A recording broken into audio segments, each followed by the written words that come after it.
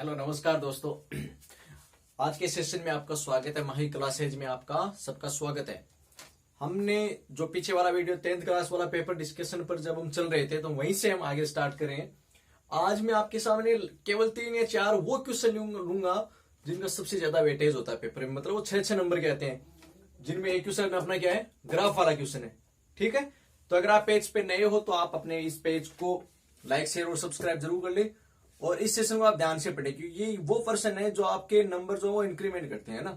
यहाँ से आप पूरे के पूरे नंबर ले सकते हो, तो ध्यान से देखना। इसको मैंने क्वेश्चन लिख दिया है, फिर एक बार और क्वेश्चन को मैं बोल देता हूं। हमको निम्न दो रेखिक समीकरण दिए होंगे, आलेखीय विधि से हमको इसको हल करना है। वाई एक्स और जो युग्म द्वारा जो निरूपित रेखा है उनसे एक त्रिभुज बनेगा, उस त्रिभुज के निर्देशांक हमें पूछे इसमें। ठीक है, तो चलिए बढ़ते हैं इसके लिए। सबसे पहले इसी क्वेश्चन में हमें क्या करना, आलेखीय विधि से हल करने के लिए बोल रहा है ना, तो सबसे पहले क्या करेंगे, समीकरण तैयार करते हैं। पहले समीकरण हमको देखो, एक तो ये दे रखा है क्या, 4x माइनस 5y बराबर 20। हम क्या करेंगे, टेबल बनाएंगे दोनों, है ना। तो देखो पहले इस समीकरण से बनाते हैं, तो यहां से मैं क्या कर रहा हूं, इस 5y को उस साइड में लेके जा रहा हूं, तो ये प्लस का 5y हो जाएगा। और यहां से जो ये गुणा में 4x के, इसको इसके नीचे लेके चला जाऊंगा, तो 20 प्लस 5y बटा 4। अब इसकी एक टेबल तैयार करते हैं अपन। ठीक है, तो देखना आप,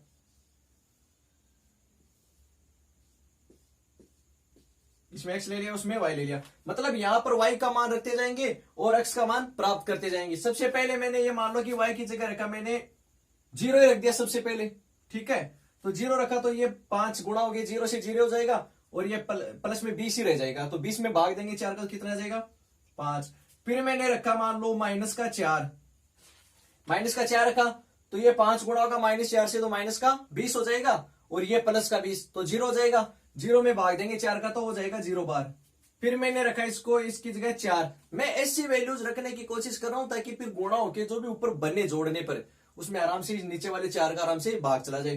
तो मैंने 4 रखा, तो 4 गुणा होगा 5 से, 4 पंजो 20, 20 और 20 कितने हो जाएंगे 40। 40 में फिर हम 4 का भाग देंगे, कितनी बार चला जाएगा 10। अब देखो मैंने यहाँ पे 3 बार लिए, देखो अपनी जो बुक है, बुक में 2 बार ही ले रहा है और पासबुक में 4 बार ले रहा है, लेकिन अपने को 3 बार लेके चलना है। ठीक है, फिर देखो ये तो हो गया इस पहले वाले समीकरण से। फिर दूसरी समीकरण लेते हैं इसी, फिर मैंने ली दूसरी समीकरण, 3x प्लस 5y बराबर 15। यहां से भी ऐसी प्रोसेस करेंगे आगे ना। तो देखना यहां से आप 3x बराबर, इस 5y को इस साइड में लेके गए थे, माइनस का 5y हो जाएगा, इधर आएगा तो, और फिर x बराबर 15 माइनस 5y बटा में 3। अब यहां से अगेन देखो आप टेबल बनाओ इसकी,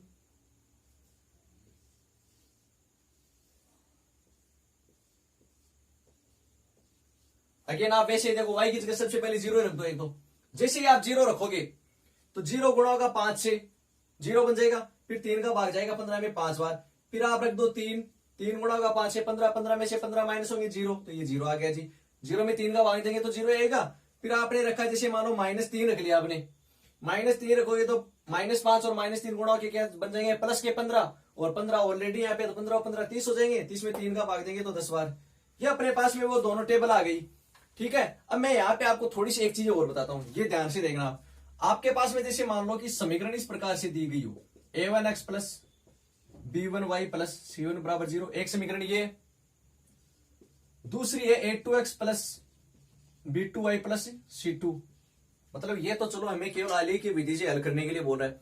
फॉर एग्जाम्पल एक नंबर का कोई क्वेश्चन आ जाए और उसने पूछ ले कि प्रकृति बताओ हमें, तो इन रेखाओं की प्रकृति कैसी है। प्रकृति मतलब ये प्रतिच्छेद कर रही है, समांतर है, संपाती है। तो वो कैसे पता करते हैं, हम यहां से सबसे पहले a1 बटा a2 का मान रखते हैं, फिर b1 बटा b2 का मान रखते हैं, a1 बटा a2 का मान रखते हैं, b1 बटा b2 का मान रखते हैं। तो देखना आप सबसे पहले a1 बटा a2 अगर ये दोनों ही बराबर ना हो, मतलब इसकी वैल्यू और इसकी वैल्यू दोनों बराबर नहीं है, तो दोनों रेखाएं क्या करेंगी, प्रतिच्छेद करेंगी। तो इनकी प्रकृति कैसी होगी, प्रतिच्छेदी। और दोनों रेखा एक दूसरे से ऐसे काट रही हैं। ठीक है, इसका मतलब क्या होगा कि ऐसे काट रही हैं एक बिंदु पर काटेंगी तो एक हल मिलेगा, एक यूनिक सॉल्यूशन मिलेगा अपने को ना। क्या मिलेगा, एक हल। ठीक है, फिर दूसरी में क्या होता है कि जैसे a1 बटा a2 और b1 बटा b2 है, इन दोनों के मान तो बराबर आ गए, लेकिन ये बराबर किसके नहीं है, c1 बटा c2 के बराबर नहीं है। तो इस कंडीशन में क्या होगा, जो प्रकृति की वो कैसी होगी, समांतर होगी। मतलब ये है कि दोनों लाइन जो एक दूसरे के समांतर चलेंगी, कहीं पर एक दूसरे को नहीं काटेंगी। अब काटेंगी नहीं तो कोई सॉल्यूशन नहीं होगा, तो आप क्या लिख दोगे यहाँ पे, कोई हल नहीं। तो आप लिख दोगे कोई हल नहीं। ठीक है भाई, काट ही नहीं रहे तो हल कहां से होंगे। फिर ये मान लो कि एक कंडीशन ऐसी आ जाए कि ये तीनों ही बराबर हो जाए, A1 बटा A2 बराबर हो जाए B1 बटा B2 और बराबर हो जाए C1 बटा C2। ये तीनों बराबर हो गए। तीनों बराबर होने का मतलब है कि दोनों लाइन एक दूसरे के एकदम ऊपर है, मतलब जो एक लाइन है उसके ऊपर ही दूसरी लाइन है। तो इसका मतलब है कि इस कंडीशन को बोलते हैं संपाति। यहाँ पे इंटरसेक्ट करेंगी, यहाँ पे दोनों पैरेलल चल रही हैं, यहाँ पे दोनों कोइंसाइड है, संपाति है। अब संपाति हो गई तो बहुत सारे हल मिल गए, मतलब अनंत हल। देखो इसका मतलब क्या है, जैसे ये लाइन है ना और इसके ऊपर ही दूसरी लाइन है, तो दोनों एक दूसरे के ऊपर संपत्ति हो गई, तो इसका मतलब दोनों के कितने हल मिलेंगे, अनंत हल मिलेंगे अपने को। ठीक है, फिर देखना आगे। अब देखो ये चीज हो गई। अब यहां पे है ना, अगर आपको प्रकृति पूछे तो यहाँ पे इसका A1 बटा A2 B1 बटा B2 निकाल लो, अगर वो देख लो फिर कौन सी कंडीशन बन रही। अब यहाँ पे तो प्रतिच्छेद वाली कंडीशन बन रही है, इसका मतलब एक हल मिलेगा अपने को। ठीक है, तो चलो अब मैं इसको वापस मिटा देता हूं, ये समझाने के लिए था आपको, है ना। फिर अब देखो इसका ग्राफ बनाते हैं, कैसे बनाएंगे। इसको आप स्नैपशॉट ले लो, एक स्क्रीनशॉट ले लो इसका, है ना। ठीक है,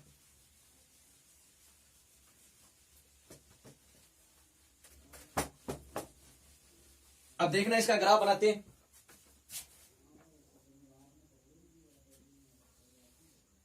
ग्राफ में सबसे पहले आप पैमाना लोगे,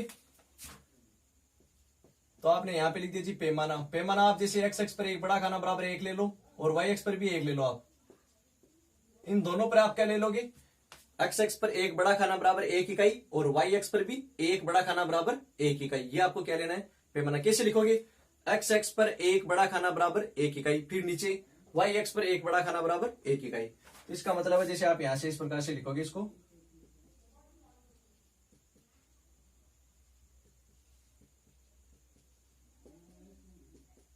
देखो ये कहां तक लिखूं मैं, इसका पता आपको यहां से चलेगा। अक्स पर आपके मैक्सिमम 10 तक जा रहे हैं तो मैंने 10 तक लिख दिया, वाई मैक्सिमम 4 तक जा रहा है ऊपर नीचे, तो 4 तक ही लिख दो, फिर ज्यादा नहीं लिखना आपका, ना।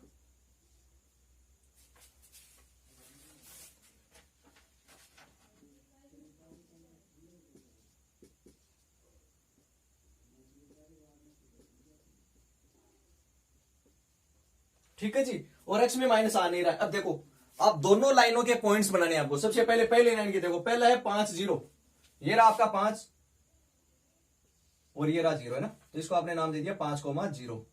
देखो एक्स एक्स पर वाई 0 होता है और वाई एक्स पर एक्स 0 होता है। ठीक है, फिर दूसरा पॉइंट है 0,-4, मतलब एक्स 0 है और ये रहा -4, इसको आप नाम दे दिया 0,-4। फिर तीसरा पॉइंट आपके पास में 10,4, तो ये रहा आपका 10 और ये रहा 4। ये दोनों देख लो कहां पर मिल रहे हैं, लगभग यहाँ पे मिल रहे हैं ना। तो ये हो गया आपका कौन सा पॉइंट, 10,4। फिर आप इन तीनों को मिला दो,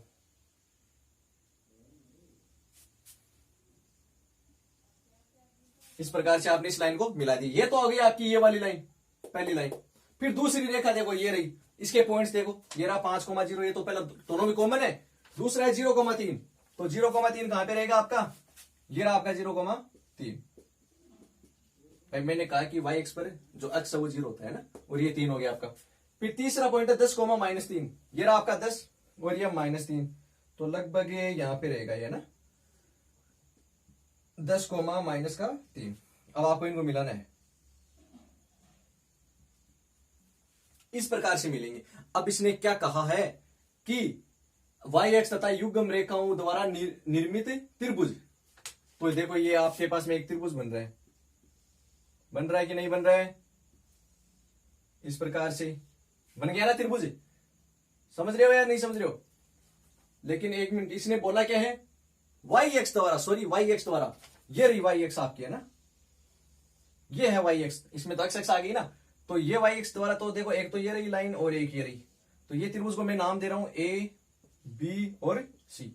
ये त्रिभुज आपका बन गया। इसके निर्देशांक पूछिए तो ए बिंदु तो है 0,3 और बी बिंदु है 5,0 और सी बिंदु 0,-4। अभी ना आपको इनको कोई भी नाम एबीसी कैसे भी दे दो, कोई फर्क नहीं पड़ता। इस प्रकार से इसका क्या करेंगे अपन, सॉल्यूशन। तो सबसे लास्ट में आपको लिखना होगा कि इन दोनों द्वारा जो निर्मित त्रिभुज है उसके निर्देशांक क्या है, 0,3, 5,0, 0,-4 है, और यही आपका आंसर है। यही चीज पूछी इसमें आपको, लेकिन आपको मार्क्स तभी 6 के 6 मिलेंगे जब आप इस पूरी चीज को लिखोगे। ठीक है, होपफुली आपको समझ में आएगा। फिर बढ़ते हैं दूसरे क्वेश्चन की ओर। चलिए दूसरे क्वेश्चन की ओर बढ़ते हैं। ये क्वेश्चन मैंने लिया त्रिकोणमिति से। यहाँ पे दो क्वेश्चन आते हैं, लगभग 3-3 नंबर के दो क्वेश्चन आते हैं आपके, है ना। तो इसमें देखो पहला क्वेश्चन, इन क्वेश्चन को कैसे करें। आप दोनों क्वेश्चन को देखो और अपने पास में एक एलएचएस और एक आरएचएस दिया होता है। जनरली क्वेश्चनों में क्या होता है कि एलएचएस को लेकर चलेंगे और आरएचएस प्रूव करते हैं, लेकिन कई बार ऐसे भी होता है कि हमें दोनों को ही सोल्व करना पड़ता है, ठीक है। तो सबसे पहले मैंने एलएचएस को लेकर चल रहा हूं यहाँ पे। अब इसको सोल्व कर रहा हूं और कोशिश करूंगा कि ये बनाने की कोशिश करूं। अब इसके लिए आपको वो सरल समीकरण आनी चाहिए, बस बात ये है। अब सेक को टेन की फॉर्म या कोट की फॉर्म में क्या सूत्र होता है तो वो लिख दो आप। सेक स्क्वायर का होता है 1 plus ten square theta plus cosec square का कोट की फॉर्म में कोई सूत्र जी होता है 1 प्लस कोट स्क्वायर थीटा, ठीक है। ये अब ये सूत्र आने चाहिए आपको, है ना। फिर देखो यहां से अब मैंने क्या लिखा इसको, ten square theta plus 2 plus cot square theta. 2 कहां से आया, 1 और 1 2। अब एक चीज देखो, टेन और कोट तो बन गया। अब एक चीज दिमाग में ये लाओ कि अगर यार ये स्क्वायर सा दिख रहा है मेरे को, अगर इसका स्क्वायर होता तो क्या होता, टेन स्क्वायर थीटा का टेन प्लस कोट थीटा का होल स्क्वायर क्या होता, ten square theta plus 2 tan theta cot theta plus cot square theta, और उसका वापस रूट करेंगे तो ये वापस ये बन जाएगा। तो रूट तो अपने पास में मिल रहा है यहाँ पे, लेकिन अंदर स्क्वायर नहीं बन रहा है। तो स्क्वायर बनाने के लिए देखो मैं क्या कर रहा हूं, ध्यान से देखना यहाँ पे आपको। मैंने इसको एज इट इज रख दिया, ten square theta plus 2 into, देखो मैं इससे 2 को क्या लिख रहा हूं, 2 गुणा 1। भाई 2 को 1 से गुणा करोगे वापस 2 आएगा, कोई फर्क नहीं पड़ेगा। लेकिन देखो मेरे को वो फॉर्मेट बनाना है ना। तो टेन स्क्वायर थीटा प्लस, अब इस 1 को क्या लिख रहा हूं मैं, इस 1 को देखना, मैं लिख रहा हूं tan theta into cot theta, और ये आगे वाला एजिटीज। अब आपके दिमाग में आ रहा है कि इस तरह से कैसे लिख दिया। तो देखो हमको ये पता है कि जो टेन थीटा होता है वो क्या होता है, 1/कोट थीटा।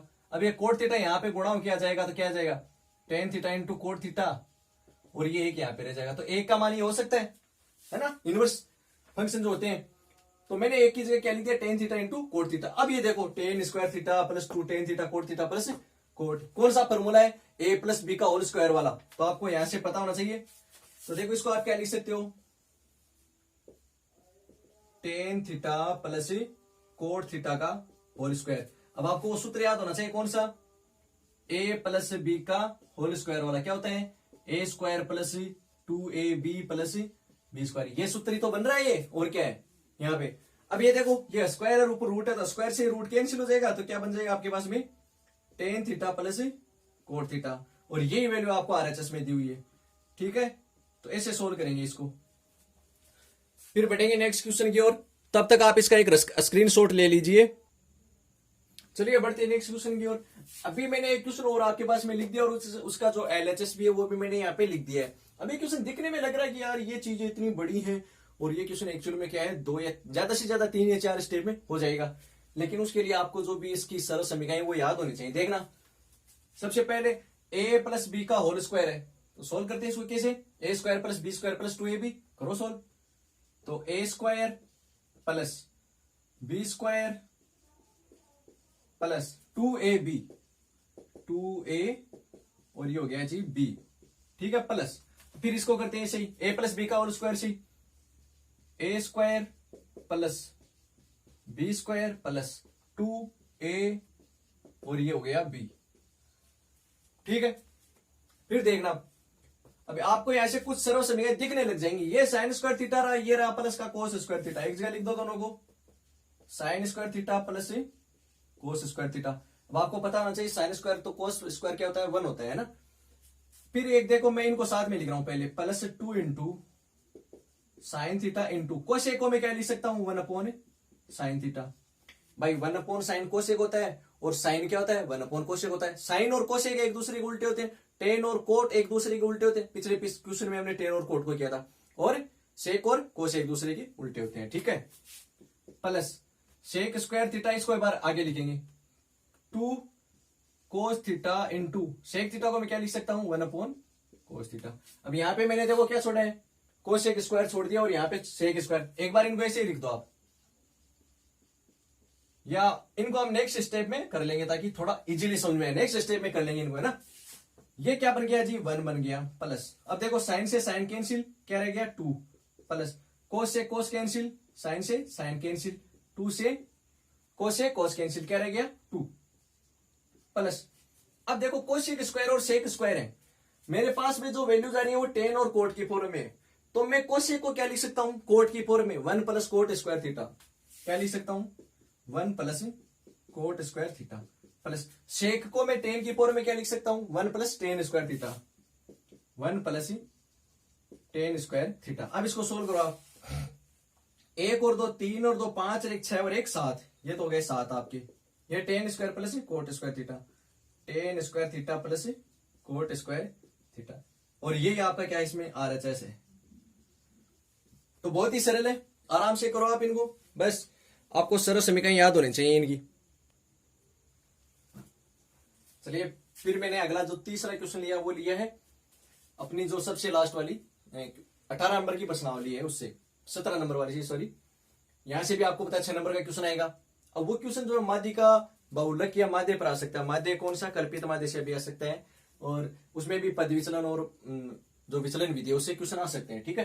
तो पहले हम इस क्वेश्चन में माध्य का और बहुलक दोनों की एक साथ में बात करेंगे एक ही क्वेश्चन से, फिर हम वो उसको एक और वीडियो में ले लेंगे, ठीक है जी। तो देखो माध्यिका के लिए हमें सबसे पहले CF चाहिए होती है, तो मैं यहाँ पे लिख रहा हूँ CF, ये अपना वर्ग अंतराल है, ये बारंबारता, और ये संचयी बारंबारता। तो संचयी बारंबारता कैसे लिखते हैं, इसको एज इट इज रख दो, फिर इसको इसमें जोड़ के लिख दो, तो 6 और 20 26, 26 को इसमें जोड़ के यहाँ पे लिख दो, कितना हो जाएगा जी 70, फिर 70 को 26 में जोड़ा तो 96, 3 और जोड़ा तो 99, और 1 और जोड़ा तो 100, यह आपके पास में आ गई जी CF। अब देखो माध्यिका ज्ञात करने के लिए सबसे पहले हमें वर्ग अंतराल चाहिए होगा इसका, तो वर्ग अंतराल के लिए क्या करते हैं, हम लिखते हैं n/2 से 2 के बराबर या अधिक संचयी बारंबारता वाला वर्ग अंतराल, ये लिखते हैं ना। तो n का मतलब क्या होता है, जो सिग्मा f होता है, सिग्मा जो f होता है वही क्या होता है आपका n होता है, तो आप इन सबको जोड़ोगे तो कितना हो जाएगा आपके पास में 100, ठीक है। तो n का मान आ गया 100, तो आपने लिखा 100/2, 100/2 क्या, तो कितना है 50, तो 50 के बराबर CF है क्या, इसमें नहीं है, तो 50 से ज्यादा कौन सी है 70, तो 70 वाला वर्ग अंतराल कौन सा 40 से 55, तो 50 से ज्यादा 70 वाला आपका जो वर्ग अंतराल है वो कौन सा हो गया 40 से 55, यह आपके पास में वो वर्ग अंतराल हो गया। इसका मतलब आपका जो माध्यिका आएगा ना वो इसके बीच में ही आएगा, अंतराल का भी मतलब क्या होगा, इनके बीच में माना, या आप ऐसे आप अपना उत्तर चेक भी कर सकते हो, अगर इनके बीच में नहीं आ रहा है तो आपने क्या किया, गलत किया है। चलो माध्यिका याद करते हैं, फिर सूत्र क्या होता है जी माध्यिका का, L प्लस n/2 - c बट्टा में f होता है और ये गुणा में h होता है। इस L को आप यहाँ पे थोड़ा नीचे लिखना, कहीं जगह पे इसको इसमें ऊपर लिख देते हैं, फिर इसके इक्वल में लिख देते हैं ना। L क्या होता है, लोअर लिमिट है, जो इसका पहले वाला हिस्सा है, मतलब पहले वाली जो संख्या क्या होगी 40, फिर प्लस n/2 का मान आपने क्या किया अभी 50, माइनस c क्या होता है, ये c वो संचयी बारंबारता होती है जो आपने लिए ना, उसके ऊपर वाली आपने लिए 70 वाली, तो इसके ऊपर वाली क्या है 26। आपकी बारंबारता कौन सी लेनी है, जो आपका वर्ग अंतराल है उसी की बारंबारता, वर्ग अंतराल आपने ये लिया है, इसकी बारंबारता क्या है 44, गुणा में h का मान क्या होता है, वर्ग का अंतराल, कितने का अंतर है, तो 40 और 55 के बीच में कितने का अंतर है 15 का, ठीक है। अब इसको सोल्व करना है, बस अपना इतना ही आंसर हो जाएगा ना। तो 40 इसको आपने सोल्व किया तो 24 गुणा 15 और ये बट्टा में 44, 4 का भाग 24 में दिया 6 बार, 4 का भाग 44 में दिया 11 बार, फिर ये तो आ गया 40, 15 को आपने 6 से गुणा किया 90, बट्टा में आ गया 11, 11 का भाग 90 में जाएगा 8, 1 11 8 88 2 बच गई 1 और 8, ठीक है। तो 8.1 बार बाहर जाएगा, 40 को आप इसमें जोड़ दोगे तो 48.18 आपका उत्तर आ जाएगा। अब ये देख लो आप, ये जो वैल्यू है ना ये इस अंतराल के बीच में, अगर ये इसके बीच में नहीं आ रहा है तो आपने क्या किया, इसको गलत किया है, ठीक है। फिर इसी क्वेश्चन में हम एक बहुलक वाला और देख लेते हैं इसी के साथ में ही। चलिए फिर दूसरा क्वेश्चन इसका जो बहुलक वाला इसी का देखते हैं ना। अब बहुलक में क्या होता है, जो सर्वाधिक बारंबारता होती है वो वाला वर्ग लेते हैं उसको। अब देखो सर्वाधिक बारंबारता ये है तो इसका हम वर्ग तो यही लेंगे, है ना। और इसको हम क्या लेंगे F1 ले लिया, तो सर्वाधिक बारंबारता है, उसके ऊपर वाला लेते हैं F0 और नीचे वाला लेते हैं F2, ठीक है, अब ये तो बहुत सरल है, आपको डायरेक्ट सूत्र आना चाहिए। तो बहुलक को लिखते हैं जेड से, सूत्र क्या होता है एल प्लस, एल का मतलब अंतराल क्या हो गया आपके पास में 44 वाला और 55 वाला, तो ये मान आपका एल होगा। ठीक है, एल प्लस सूत्र क्या होता है F1 माइनस F0 अपॉन में 2F1 minus F0 minus F2 into H. अब देखो सूत्र आपको याद होने चाहिए, बिना सूत्र तो ये आपकी बुक की नहीं होगी। 60 नंबर तो आपके सूत्रों के ही इसमें, और क्या है एल प्लस, एल का मतलब हो गया 40, Fn का मतलब Fn की वैल्यू कितनी है 44, माइनस F0 की वैल्यू है 20 और इंटू 2 इंटू 44 माइनस 20 माइनस के F2 की वैल्यू है 26, गुणा में आ जाएगा 15। एच का, एच मतलब अंतराल, अंतराल देखो कितने का है 15 का अंतर है ना, ये हो गया आपका 40 प्लस 44 में से 20 गए, कितने बचेंगे भाई 24 बचेंगे, गुणा में, चलो इसको अभी बाद में करेंगे ना, 44 दूनी 88 और ये माइनस के कितने बचेंगे 46, गुणा में 15, फिर 40 प्लस 24 गुणा 15 और बट्टा में इसको सोल्व करोगे तो बच जाएंगे 42, सोल्व करो 6 का भाग इसमें जाएगा 4 बार, 6 का भाग इसमें जाएगा 7 बार, तो 40 प्लस 15 चौक 60 हो गए, बट्टा में हो गए 7, 7 का भाग इसमें जाएगा 7 8 56, 4 बार 7 में जो 35 5 और 7 7 49, 40 को इसमें जोड़ोगे आप तो 48.57, ये देखो आपका ये आंसर है, और ये देखो इस अंतराल के बीच में। ठीक है, तो इस प्रकार से आपको इनको सोल्व करना है, इसका आप स्क्रीनशॉट ले लीजिए, फिर आराम से समझिए इसको। अब मैं कुछ क्वेश्चन है ना जो 3 नंबर वाले है ना उन पे डिस्कस कर रहा हूं। ठीक है, अब जैसे एक क्वेश्चन देखो सरल सा है कि एक त्रिभुज के परिगत वर्त की रचना करो जिसकी भुजाएं 10 12 और 13 हो। इसने कहा कि क्वेश्चन है कोई एक परिगत वर्त की रचना,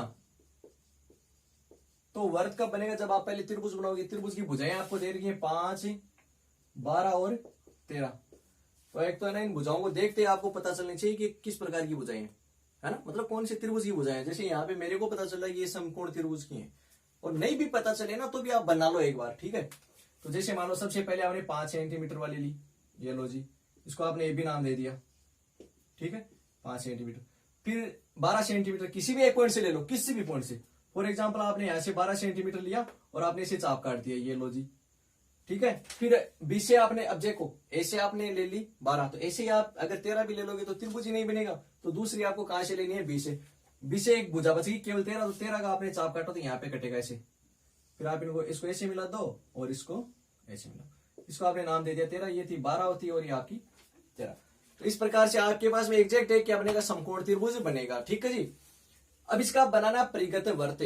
ठीक है, देखो एक चीज बताऊं आपको, न्यून कोण में जो होगा, न्यून कोण में परिगत वर्त का केंद्र जिसको हम परिकेंद्र बोलते हैं वो बनेगा त्रिभुज के अंदर, और समकोण त्रिभुज में वो बनेगा जो आपकी ये कर्ण है, कर्ण के एकदम मध्य बिंदु पर, कर्ण का जो मध्य बिंदु,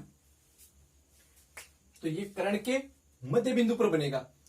ठीक है, तो देखो सबसे पहले बात करते हैं इसके लंब समद्विभाजन की, तो लंब समद्विभाजन किसका करेंगे, भुजाओं का करेंगे। परिगत वर्त बनाने के लिए हमें लंब समद्विभाजन करना होता है, किन्हीं भी 2 भुजाओं का कर लो आप। तो सबसे पहले मैं देखो एक तो इस भुजा का कर रहा हूं, तो यहां से मैंने चाप काटा इस प्रकार से और इस प्रकार से। ठीक है, तो एक चाप ये काट दिया और एक ये काट दिया, फिर इस बिंदु पर रखूंगा और ये चाप इस प्रकार से काटूंगा।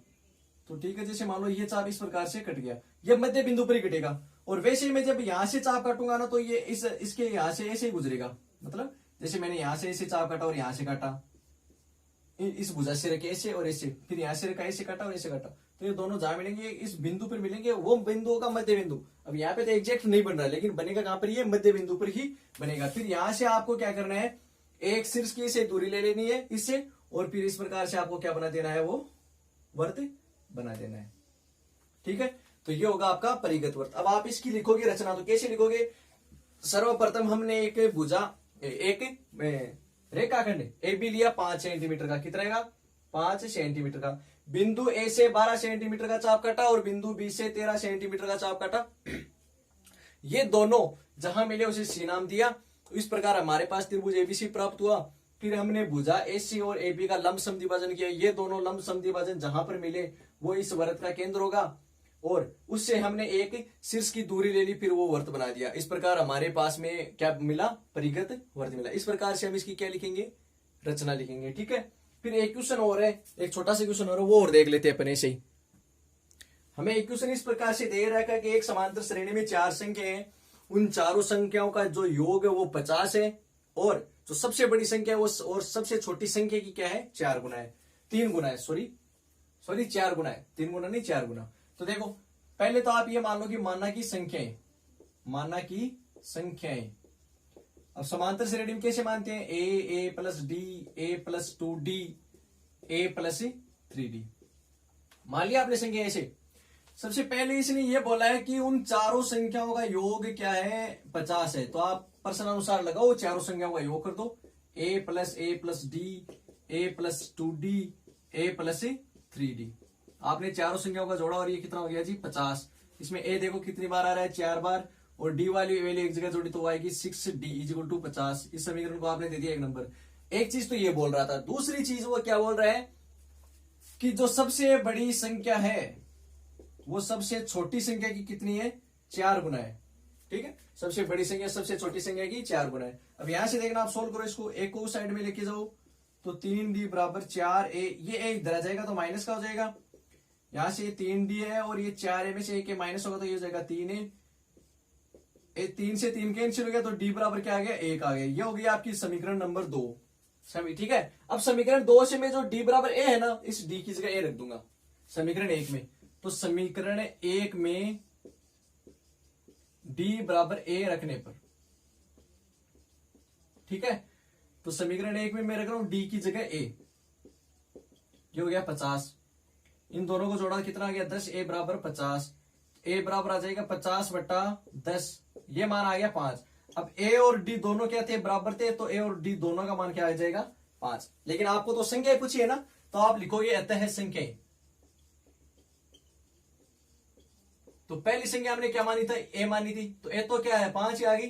दूसरी संख्या थी a प्लस डी, तो 5 प्लस 5 कितनी हो जाएंगी 10। तीसरी संख्या थी a प्लस 2d, तो a का मान 5 हो गया, प्लस 2 गुणा d का मान भी 5 हो जाएगा। इसको आप सोल्व करोगे तो ये आ जाएगा 15।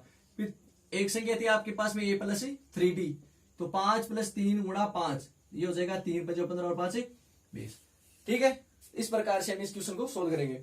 आज के लिए इतना ही रखेंगे अपन, और होपफुली आपको समझ में आया होगा। अगर नहीं भी आया तो आप कमेंट में जरूर बताइए कि कौन सा पार्ट आपको नहीं समझ में आएगा। मैं कोशिश करूंगा कि अगर आगे अपन जो भी सेशन बनाएंगे, जो भी और क्वेश्चन अपन डिस्कस करेंगे, उस क्वेश्चन में हम उस क्वेश्चन को भी थोड़ा और डिस्कस कर लेंगे जो आपको नहीं समझ में आया। थैंक यू, बहुत बहुत धन्यवाद आपका। और हमारे पेज इस प्रकार से आप चैनल को लाइक शेयर और सब्सक्राइब जरूर करें, और घरों में रहें, सुरक्षित रहें और पढ़ाई करते रहें, मस्त रहें। धन्यवाद।